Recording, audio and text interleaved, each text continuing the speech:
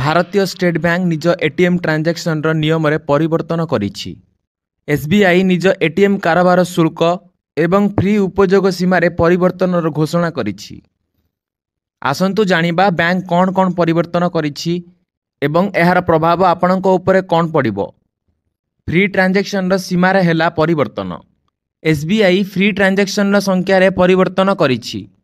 परिवर्तन अनुजाई समस्त ग्राहकों को 10टी फ्री ट्रांजैक्शन एवं अन्य बैंक एटीएम रे 5टी फ्री ट्रांजैक्शन करिवार अधिकार दिया जाइछि।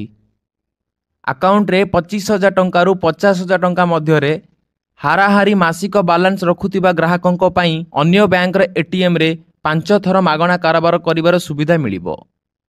सेही परी 50,000 रु 1 लाख टंका मध्य रे बैलेंस रखुथिबा लोकन को मध्य एही अधिकार दिया जाइछि। 1 लाख रु अधिक टंका रखुथिबा खाताधिकारी एसबीआई एवं अन्य बैंक एटीएम रे असीमित मुक्त कारोबार आनंद नहीं पारिबे, अर्थात सेमानक पई कोनोसी लिमिट नाही। सर्विस चार्ज रे परिवर्तन।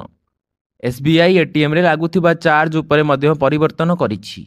बैंक अनुजाई जदि आपण थरे निजर फ्री एटीएम ट्रांजैक्शन लिमिट शेष करूछंती तेबे एसबीआई आपणकटू एसबीआई एटीएम रे प्रति ट्रांजैक्शन ने 15 टंका सह जीएसटी आदाय करिवो। जदि आपण अन्य बैंक एटीएम व्यवहार करूछंती तेबे एही चार्ज 21 टंका सह जीएसटी कटिबो। जदि आपण अन्य बैंक एटीएम व्यवहार करिवे तेबे आपण प्रति ट्रांजैक्शन ने 10 टंका सह जीएसटी देबे। एही भली खबर अपडेट पई आम सह जोड़ी होई रुहंतु। धन्यवाद।